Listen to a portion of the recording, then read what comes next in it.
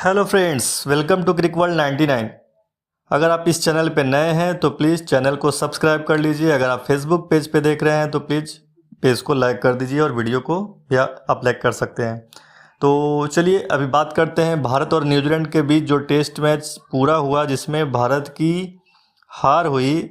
इस हार में क्या क्या कारण रहे जिस कारण से भारत जो है इस टेस्ट को जीत नहीं पाया।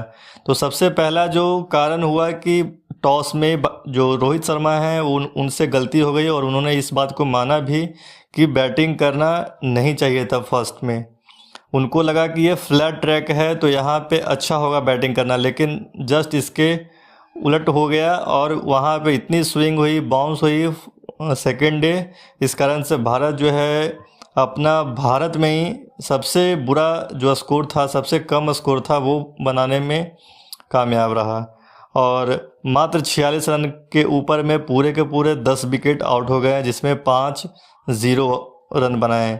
मतलब एक भी रन नहीं बना पाए 5 खिलाड़ी ने। और उसके बाद में जब न्यूजीलैंड की बैटिंग आई तो उस समय भी जो है ना, एक समय ऐसा लग रहा था कि ज़्यादा न्यूजीलैंड लीड नहीं ले पाएगी।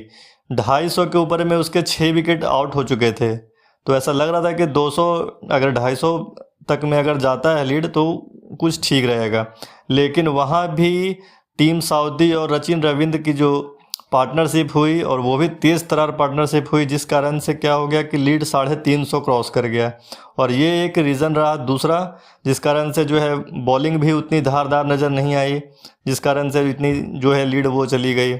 उसके बाद जो जब तीसरा इनिंग जब इंडिया खेलने आया, उस समय भी 2-3 अनलकी आउट हो गए। उस समय पे आउट होना नहीं चाहिए था। जैसे यशस्वी जायसवाल को भी वो जो शॉट आगे आकर के उनको मतलब कह सकते हैं कि स्टंप आउट जो हुए, वो बिल्कुल उस समय खेलने वाला शॉट नहीं था। ना ही रोहित शर्मा का जो वो प्ले डाउन होना, वो भी बिल्कुल अनलकी था। साथ में लास्ट डे पे, तीसरे दिन की लास्ट डेट पे विराट कोहली का आउट होना लास्ट बॉल पे, ये भी बहुत ही अनलकी रहा। उसके बाद कह सकते हैं कि 99 पे ऋषभ पंत आउट हो गए, ये भी अनलकी। मतलब पूरी तरह से कह सकते हैं ये अनलकी टेस्ट ही रहा इंडिया के लिए, जहाँ पे 4-4, 5-5 खिलाड़ी ऐसे टाइम पे आउट हुए हैं जब उस समय आउट होना नहीं चाहिए था। ये तीसरा रीज़न हो गया। चौथा रीज़न हो गया भारत के केएल राहुल, जो दोनों इनिंग में बिल्कुल फ्लॉप रहे। जब उनको स्कोर करना था उस समय वो स्कोर कर नहीं पाए।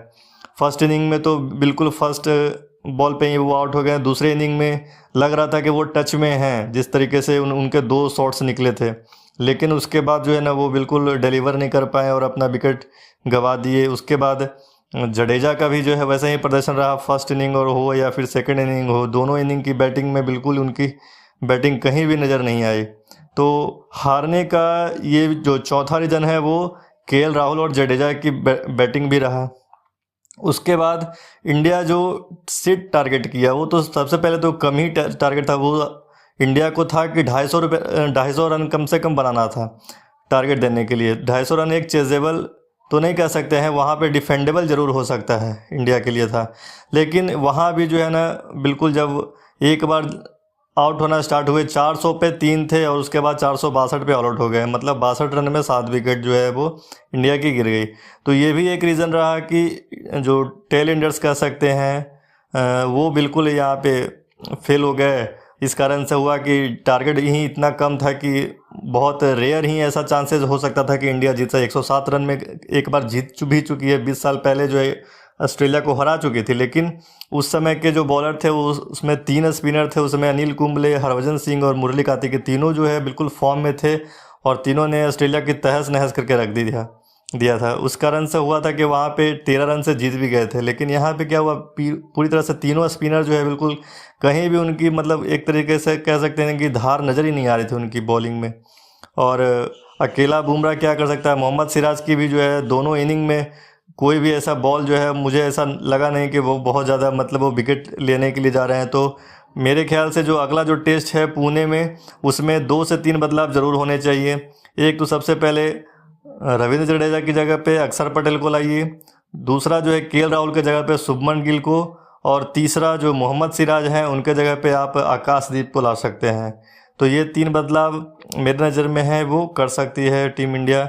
या फिर चौथा भी कर सकती है, कुलदीप यादव की जगह पे वाशिंगटन सुंदर को भी ला सकती है, क्योंकि अभी वाशिंगटन सुंदर का भी जो है ना सेकंड और थर्ड टेस्ट में इनका नाम आया है, तो ये भी कर सकती है। तो आगे का जो भी स्कोर रहेगा अगले टेस्ट का वो हम लोग पेज पे और यूट्यूब चैनल पे दोनों पे हम लोग देखेंगे।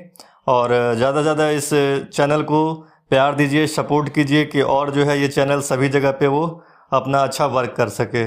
ओके, धन्यवाद।